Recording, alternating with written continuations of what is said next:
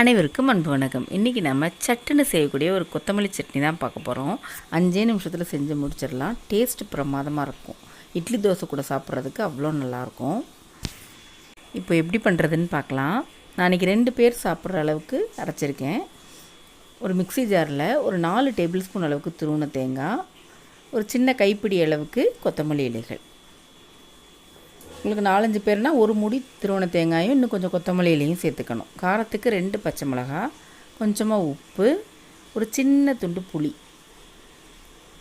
சேர்த்துட்டு கொஞ்சமாக தண்ணி ஊற்றி நல்லா நைஸாக அரைச்சி எடுத்துகிட்டு வந்துடுங்க.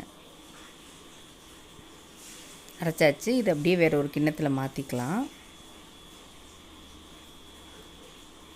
மாற்றிட்டு நமக்கு எவ்வளோ தண்ணி வேணுமோ அந்த அளவுக்கு ஊற்றிக்கணும். நமக்கு திக்காக துவையல் மாதிரி வேணும்னா இப்படியே வச்சுக்கலாம்.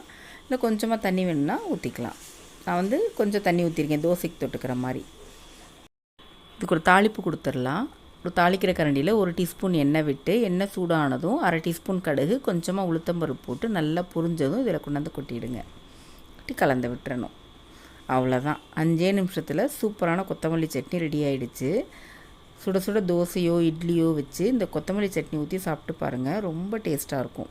அடிக்கடி செய்வீங்க. ட்ரை பண்ணி பார்த்துட்டு எப்படி இருந்துச்சுன்னு உங்கள் பதிலாக கமெண்ட்ஸில் சொல்லுங்கள். கூடவே நம்ம சேனலையும் சப்ஸ்கிரைப் பண்ணிக்கோங்க. நன்றி.